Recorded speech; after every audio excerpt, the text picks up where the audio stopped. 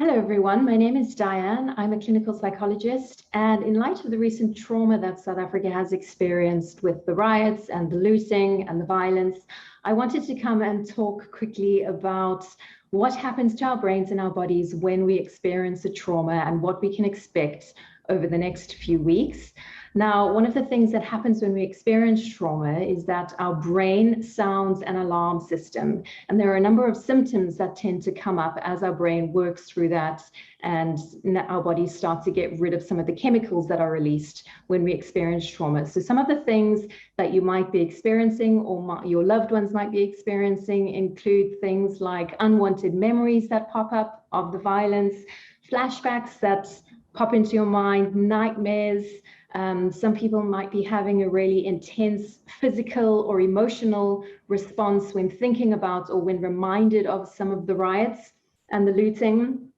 There might be an avoidance of not wanting to think about, not wanting to engage with any of the emotions, the difficult emotions that come up around what's happened, feeling extremely negative. Now, feeling negative around something like this can partly be normal, but what we tend to see after traumas like this is that the negativity goes to an extreme, feeling really isolated and disconnected from the world. It might be that your mood is really low, you're struggling, you're not really interested in any of the activities that you would normally do. Some people might be really irritable, agitated, slightly more aggressive.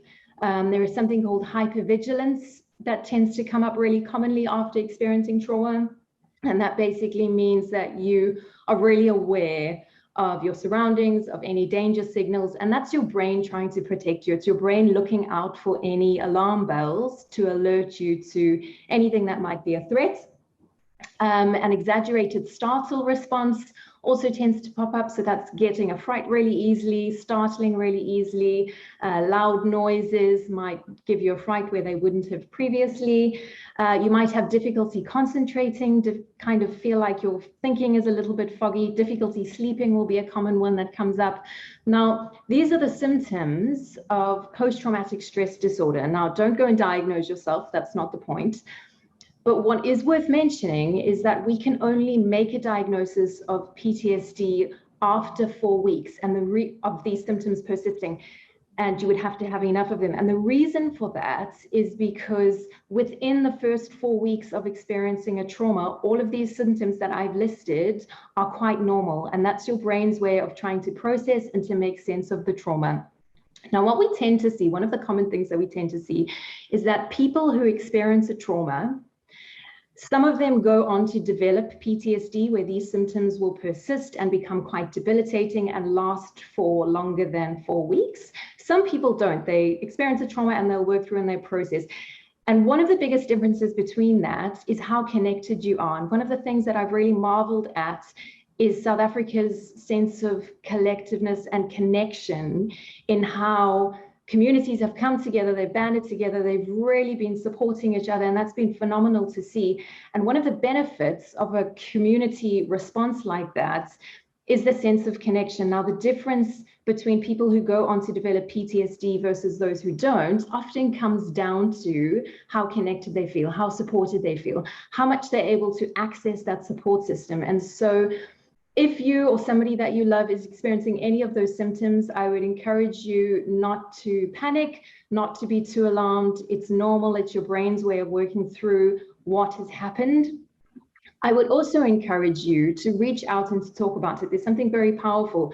Every time you tell a story or you revisit something or you share what you're struggling with or connect with some of your emotions in the presence or the company of somebody that you trust, your brain starts to process, and our brains are hardwired to process emotions. And that's all that really needs to happen here, is we need to process emotions so that we can get back to functioning and get back to deactivating that alarm system in our brains.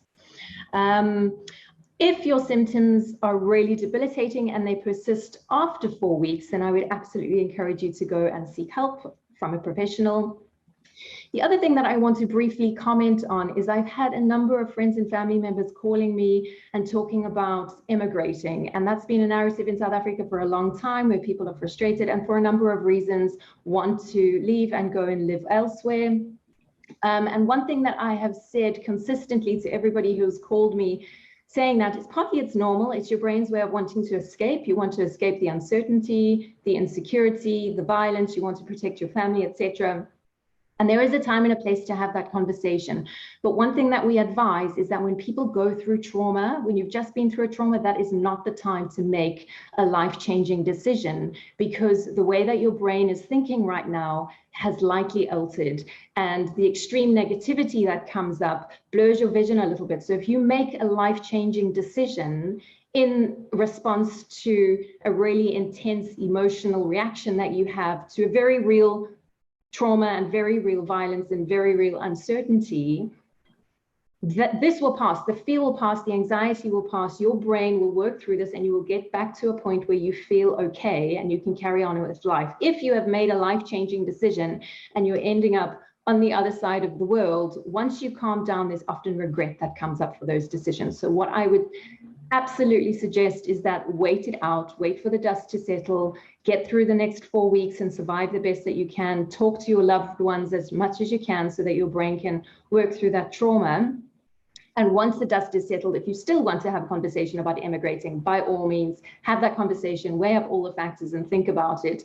But now is not the time. Now is the time to survive. Now is the time to band together. So I hope that's helpful. If it has been helpful, please share this video with anybody else that you might feel it would be useful for.